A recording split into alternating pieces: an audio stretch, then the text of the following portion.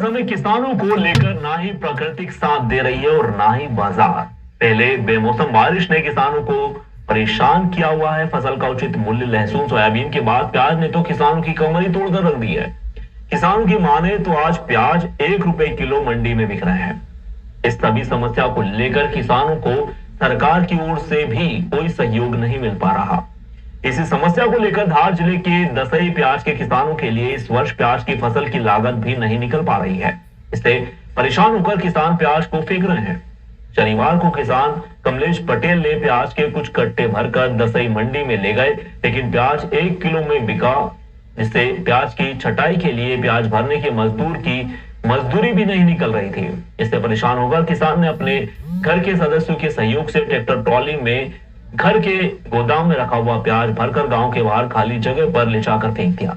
किसान कमलेश पटेल ने बताया कि अगर मैं प्याज को कट्टे में भरकर मंडी में ले जाता तो मुझे जेब से पैसे देना पड़ते, क्योंकि कट्टे की कीमत, प्याज की छटाई में लगे मजदूर की मजदूरी, मंडी तक ले जाने का गाड़ी का भाड़ा, मंडी में लगने वाली हम्माल की हम्माली, इन सबको जोड़कर देखा जाए तो मुझे जेब से ही पैसे लगते, क्योंकि मंडी में 1 से 1.5 रुपए में प्याज बिक रहा था। कुछ प्याज ले जाकर सैंपल के रूप में दिखाया गया। इसके बाद मैंने निर्णय लिया कि जेब से पैसे लगाने की बजाय प्याज को फेंक देना ही ठीक रहेगा।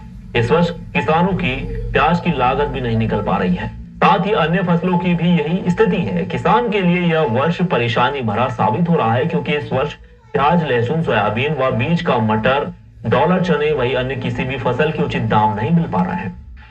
प्याज का उचित मूल्य न मिलने के कारण किसान प्याज फेंकने पर हुआ मजबूर। मैं खुद 40 से 50 कट्टे फेंक के आया हूँ, क्योंकि किसानों को 1 रुपए किलो में उसकी लागत भी नहीं निकलती है।